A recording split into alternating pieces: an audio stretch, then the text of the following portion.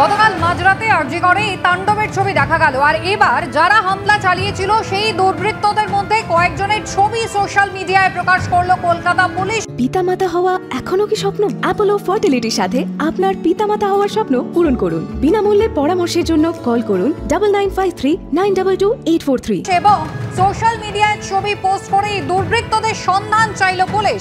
ছবি দেখতে পাচ্ছেন, যারা হামলা চালিয়েছিল তাদেরকে একেবারে কয়েকজনের ছবি একেবারে পুলিশ সামনে নিয়ে এসেছে এবং সোশ্যাল মিডিয়ায় এদের হদিশ চাইছে পুলিশ। পার্থপ্রতিম ঘোষ আমাদের সঙ্গে রয়েছেন। পার্থ, যে পুলিশের ভরসায় এই মুহূর্তে জুনিয়র ডাক্তাররা রয়েছেন, নার্সিং স্টাফেরা রয়েছেন, সেই পুলিশ দুর্বৃত্তদের খোঁজার জন্য সোশ্যাল মিডিয়ায় এবার পাবলিশ করলো। এবং পুলিশের তরফ থেকে একবার সোশ্যাল মিডিয়ায় কিন্তু প্রায় ৬০-৬১টা ছবি, সেই ছবি পোস্ট করেছেন তারা এবং সেই ছবি একবারে পোস্ট করে সেখানে মার্ক করে দিয়েছেন প্রায় ৬০ জনের ওপরকে।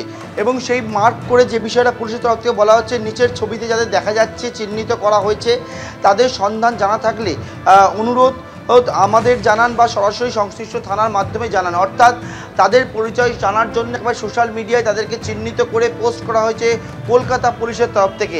পাশাপাশি আরও একটি বিষয় সোশ্যাল মিডিয়ায় পুলিশ কিন্তু পোস্ট করেছে, সেই বিষয়টি হচ্ছে যে এই যে আরজিকর হাসপাতালে যে বিল্ডিংয়ে এই গণ্ডগোলের মতো ঘটনা ঘটে, তাণ্ডবের ঘটনা ঘটে, সেই বিল্ডিংয়ে কিন্তু যে সেমিনার হল, সেই সেমিনার হলটিও রয়েছে। সেই সেমিনার হলের কী অবস্থা সেই বিষয়ে কিন্তু একেবারে পুলিশের তরফ থেকে সোশ্যাল মিডিয়ায় পোস্ট করে বলা হচ্ছে যে ক্রাইম সিন, যেটা হচ্ছে ক্রাইম অফ সিন এই সেমিনার রুম, সেটা কিন্তু সম্পূর্ণ ইনট্যাক্ট অবস্থায় রয়েছে এবং সেখানে কেউ কোনো রকমভাবে পৌঁছাতে পারেনি, সেটা টাচ করা হয়নি। অর্থাৎ 4 তলার যে সেমিনার হল সেইটা কিন্তু ইনট্যাক্ট অবস্থায় রয়েছে এবং শুধুমাত্র ভাঙচুর না, বিভিন্ন জায়গায় অগ্নিসংযোগের চেষ্টা করা হয়েছিল।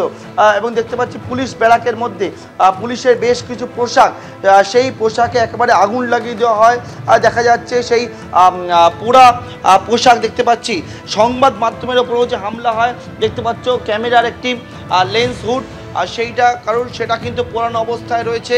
এবং এই যে পুলিশের যে ব্যারাক রয়েছে সেই ব্যারাক যেখানে থাকেন তাদের বিভিন্ন জিনিসপত্র ভাঙচুর, পুলিশের পোশাক পুড়িয়ে দেওয়া হয়েছে বলে দেখতে পাচ্ছি আমরা। সেখানে হয়েছে ভাঙচুর, শুধু নয় অগ্নিসংযোগও হয়েছিল, তেমনই দৃশ্য কিন্তু ক্যামেরায় সেটা কিন্তু দেখা যাচ্ছে।